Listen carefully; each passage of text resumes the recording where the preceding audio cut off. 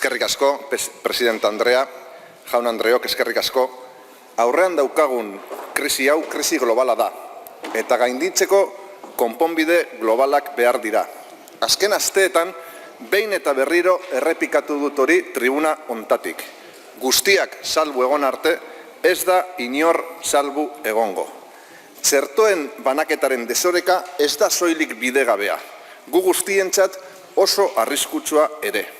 Honen karira, Tedros Adhanom munduko osasun erakundeko zuzendari nagusiak besteak beste eta txertoen nazionalismoa guztion kalterako dela aipatu izan du askotan. Dauzkagun datuak errealitatea oso gordinak dira. Errenta ertain altuko herrialdeetan 4 pertsonetatik bat dagoeneko txertatuta dago. Errenta baxuko herrialdeetan 200-etik bakarra. Hau da, gutako bakoitzak txertatua izateko daukan probabilitatea bizi den herrialdearen errenta mailaren araberakoa da.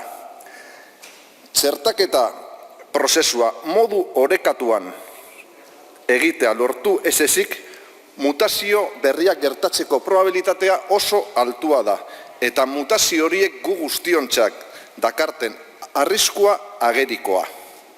Horregatik, bidezkoa, ez bidezkoa, 5 axola zaien horiek, jakin beharko lukete, bidezkoa ez izateaz gain guztientzat, haientzat ere bai, oso arriskutsua dela. Oxfamen arabera, munduko txertoen 41%, munduko populazioaren 13% daukaten herrialdeen eskuetan dago. Europa eta Ipar Amerika dira, diferentzia handiarekin bere jendartea gehien txertatu dutenak, eta Asia eta Afrika gutxien.